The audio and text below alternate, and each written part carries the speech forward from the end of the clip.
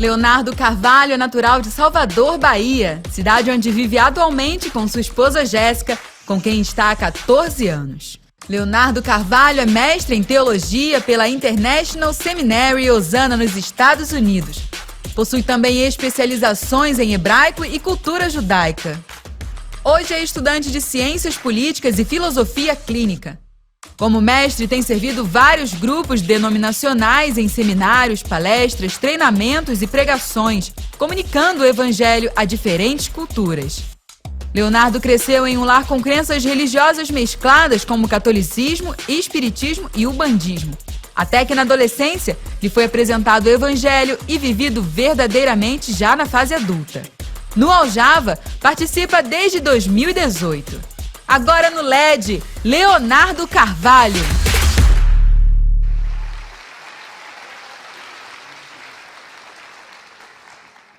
Eu acredito que toda a estrutura de organização do evento está completamente de parabéns, mas acho que um detalhe sobre mim ficou um pouco esquecido. Você pedir para baiano palestrar depois do almoço é uma luta imensa para mim. Eu estava ali sentado com alguns irmãos ali de São José, e os irmãos falaram assim: eu queria deitar na cadeira. Eu falei: meu irmão, se tivesse um travesseiro, eu deitava nesse chão gelado como terra. Mas é incrível como ao longo do tempo algumas palavras vão perdendo o significado do que realmente elas representam em nossa vida. A familiaridade, ela traz algumas coisas positivas, como a previsibilidade, né? Quando você está casado com alguém, você sabe que essa pessoa te ama, você, como o baiano fala, você está armado, você está feito, você está tranquilo, você está seguro daquele amor. É bom, em certo sentido, o que em algumas áreas da vida a familiaridade pode produzir. Mas por outro lado, ela também pode produzir algumas coisas muito nocivas, como a coisificação das coisas. Muitas vezes, quando nós nos familiarizamos com objetos, com palavras, com pessoas, com o que quer que seja, o significado real do que aquilo realmente quer nos dizer perde todo o valor e perde todo o sentido. Existe uma palavra que está muito, que nós como igreja estamos muito familiarizados, que é a palavra evangelho. A palavra evangelho de 2021 anos para cá, ela tem sido dita no mundo ocidental de diversas maneiras. Eu acredito que toda pessoa nascida no mundo ocidental conhece a palavra evangelho, não é nada distinto para a gente.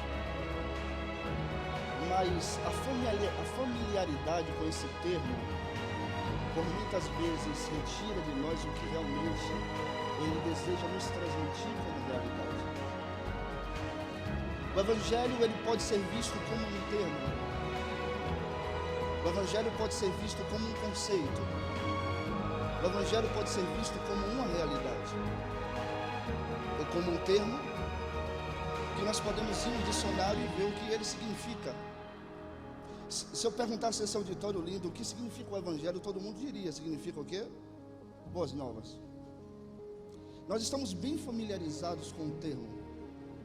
E se eu perguntasse a esse auditório lindo qual o conceito, o que realmente o evangelho, o que a palavra evangelho realmente quer dizer, muitos de vocês teriam na ponta da língua o conceito, o que Jesus proclamou a respeito dessa palavra, o que os apóstolos pensavam quando falavam o termo evangelho. Mas se eu perguntasse a esse auditório lindo o que esse termo e esse conceito realmente apresenta, eu não sei se todos nós saberíamos responder. As palavras são como letreiros que apontam para conceitos, que tendem a traduzir realidades. Quando nós damos nome a uma coisa, nós estamos apresentando um conceito de algo que é muito além do nome, que é muito além da apresentação, que representa uma realidade, uma essência, uma dimensão que humanamente, como é tão difícil traduzir, a gente coloca o nome numa coisa e deixa ali, para que a gente possa entender da maneira que as coisas vão se desenvolver. Quando nós vemos as escrituras neotestamentárias, nós entendemos que o Evangelho está muito mais que um termo grego, traduzido para o latim, traduzido por alemão, traduzido para o inglês, trazido para o português.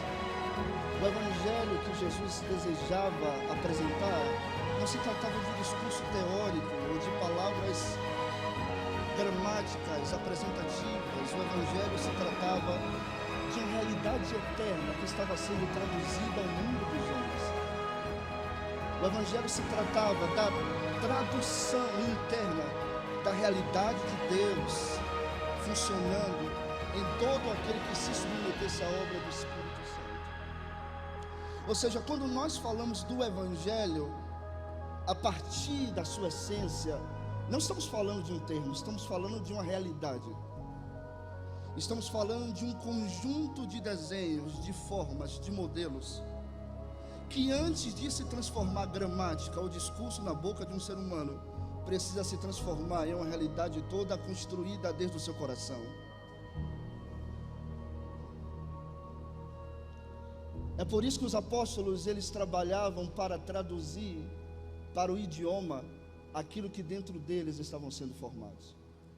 Paulo fala aos Efésios, Paulo diz: por favor, orem por mim para que a palavra do mistério do Evangelho possa ser comunicado a partir da minha boca. Nós temos 3 caminhos diante de nós: ou paramos na terminologia, ou chegamos até o conceito, ou vamos até a realidade. O problema é que, humanamente, eu posso ir até a terminologia. Qualquer um pode abrir o dicionário e saber o que Evangelho significa. Humanamente, nós podemos ir até o conceito. Vamos abrir as cartas de Paulo e vamos entender o que os apóstolos pensavam sobre o Evangelho. Porém, chegar à realidade do que aquilo quer representar, não é uma obra que pertence ao homem, é uma obra que pertence a Deus, que como Espírito trabalha no ser humano. E o que isso quer dizer? Isso quer dizer que nós podemos ser muito bem instruídos em toda a terminologia e no conceito do Evangelho, como eu achava que eu era. Mas quando nós olhamos para a nossa vida, muito pouca da realidade daquilo que como informação e conceito nós sabemos. E como nós podemos medir o do quanto do Evangelho é real em nossa vida, pelo quanto de saúde real nós temos e pelo quanto dessa saúde emana em tudo aquilo que nós administramos. Eu sou um cara que eu sempre gostei do mundo das formas, como Platão falava, do mundo das ideias. E minha esposa, ela é muito diferente de mim, ela sempre orava para que Deus colocasse alguém prático na minha vida, porque senão eu ia ficar preso no mundo das ideias por muito tempo. E o pior é que o mundo das ideias me dava boas ideias, mas não produzia realidade em minha vida. Acabava que às vezes a gente saía de palestra, de algumas situações, eu chegava em casa e perguntava: amor, e aí como foi? Ela: poxa, você falou muito bem, mas vem cá, na sua vida tem isso aqui, a gente precisa resolver essa coisa. Até que um dia, eu preso no mundo das minhas ideias, Deus me apresentou um engenheiro.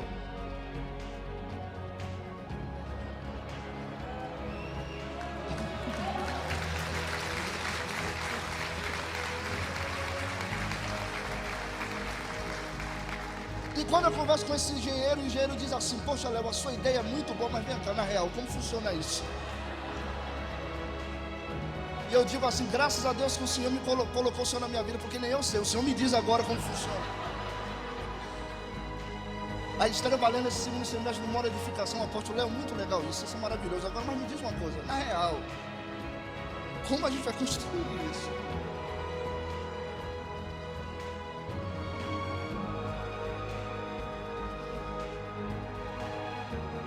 Nós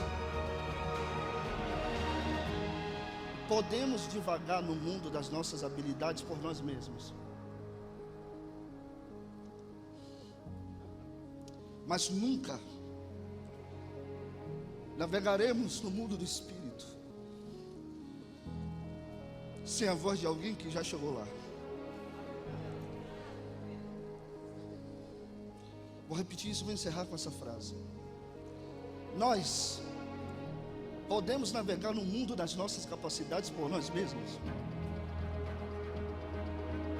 mas nunca poderemos navegar no mundo do Espírito se alguém que já está lá não nos levar até esse lugar.